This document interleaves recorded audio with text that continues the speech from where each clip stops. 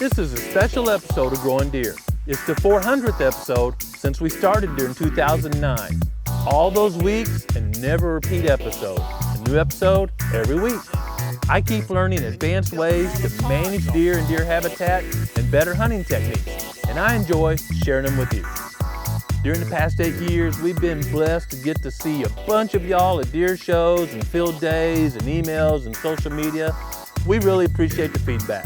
We hope it continues as we look forward to an exciting fall. 13 scorable points on the trash man. Growing Deer is brought to you by Bass Pro Shops, also by Rayconics, Trophy Rock, Eagle Seed, Nikon, Winchester, Lacrosse Footwear, Bloodsport Arrows, Flatwood Natives, Morel Targets, Non-Typical Wildlife Solutions, Hooks Custom Calls, Montana Decoy, Summit Tree Stands, Drake Non-Typical Clothing, Howes Lubricator, Genesis No-Till Drill, Yamaha, Fourth Arrow, Scent Crusher, Antler Extreme, iScope, Bone View, Mossy Oak Properties of Heartland, G5 Broadheads, Prime Bows, and Redneck Hunting Blinds.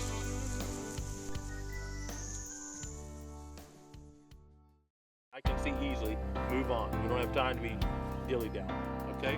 Recently we shared with you that the Growing Deer team traveled to near Rolla, Missouri and helped a landowner with a TSI project, marking the south side tree looking north, and the Hack and Squirt crew will be doing the same thing we're doing so they don't lose our marks looking in the sun. TSI stands for Timber Stand Improvement, and on this project we actually went in and painted or marked the leave trees that were beneficial to wildlife or had marketable value, would be quality timber someday, and left the rest unmarked so the Flatwood Natives crew could come in and terminate those trees.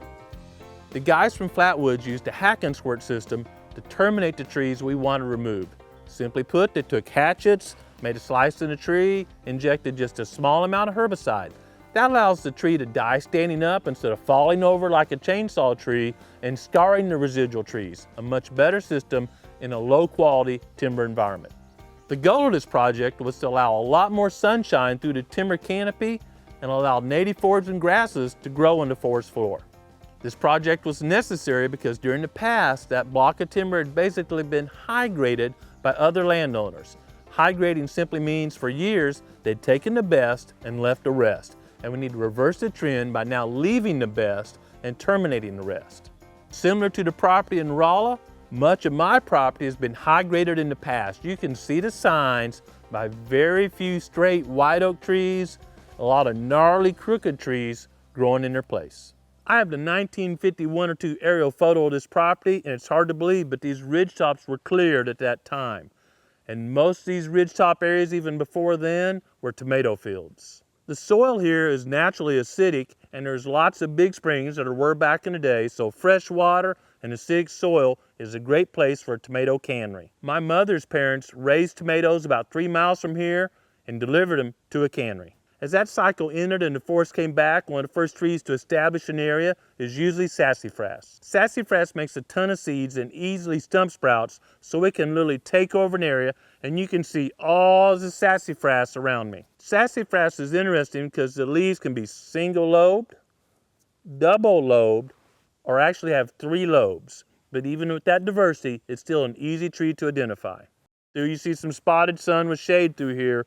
There's almost nothing growing because sassafras is crowding it out. We've used prescribed fire in here multiple times, but as I've shared in the past, fire, unless it's catastrophic, almost never kills hardwoods. It will top kill them, but then they stump sprout back. Realizing I needed a change in techniques, I tried a small test area using 5% glyphosate to treat the sassafras. A short walk through the test plot, and I knew the 5% glyphosate mixture was going to do a good job of killing the sassafras. Knowing these results, we got the interns and crew lined up and started treating the side of the ridge.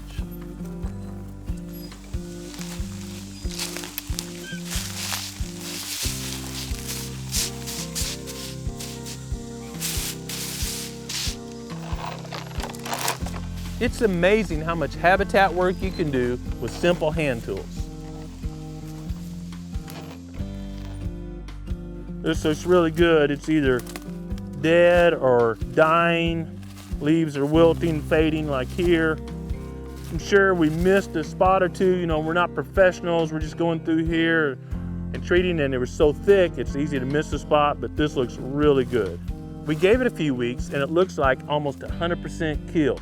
The reason we chose glyphosate versus some of the other herbicides commonly used in forestry is it's ground neutral. There was no chance it was going to hurt the larger oaks or go into the root system of the trees we wanted to save.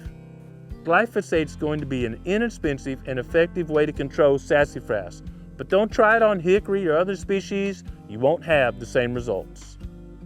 As always, when you're going to make a herbicide application, take time to read the label and do a little trial area or learn from someone else's experience. We'll keep sharing these simple techniques so you can improve the habitat where you hunt.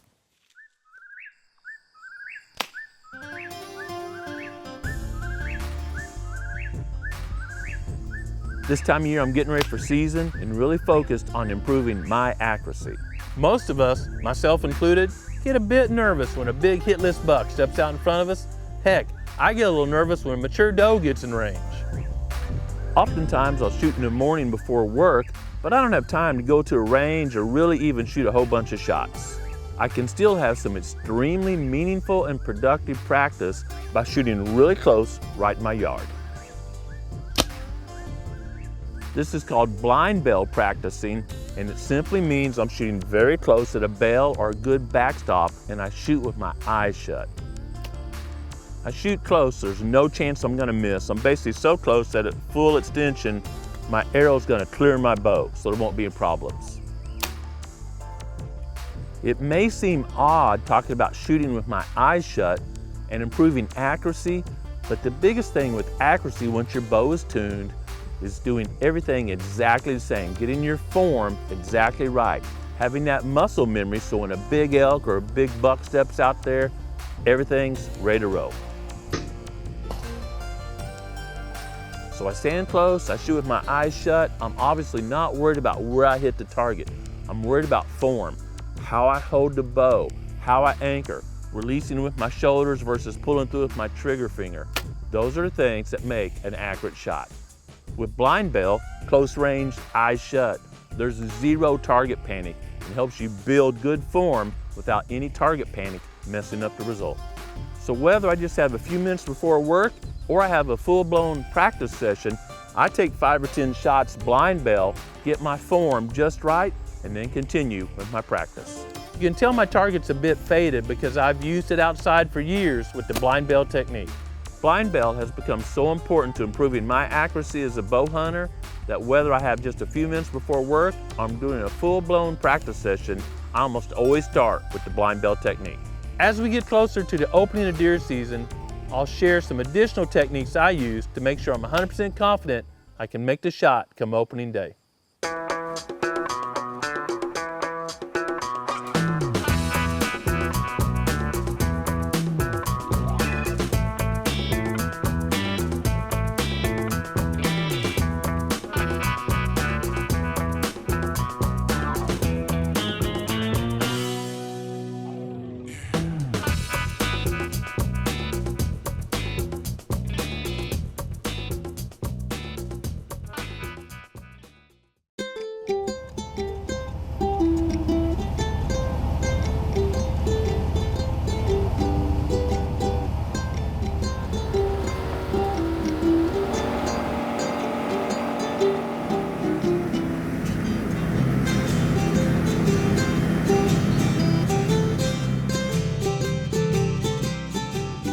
I recently had the opportunity to help the Coble family with a habitat and hunting plan for their Tennessee farm.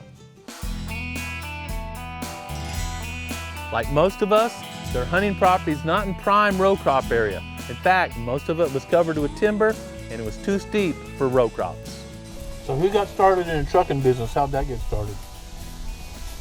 That started with my father and my grandfather in 1951. No kidding. Yeah, Edward and Neely are 4th generation in our business. We discussed our hunting goals and objectives, toured the property, and then returned and studied some maps and crafted a hunting and habitat plan. We want to get on these elevator ridges that are coming to the sides. Those are massive kill zones, and you want to back off like 100 yards or so. You don't want to be right there. If you're hunting where there's that much sign, probably you're in a bowl or somewhere where the wind is in their favor and you can't be there when they're there. Find out how they're getting there and hunt them coming and going to that area. I rarely hunt maximum sign. I hunt travel paths to and from maximum sign. As with most things in life, it's much easier to learn from the experiences of others than doing it wrong and starting over. That's a huge reason why I like taking my experiences and sharing with other landowners. Whether you're out practicing your shooting, scouting on public land, or doing a habitat improvement project, remember to take time every day to slow down and enjoy creation, but most importantly, be quiet and listen to what the Creator is saying to you. Thanks for watching Growing Deer.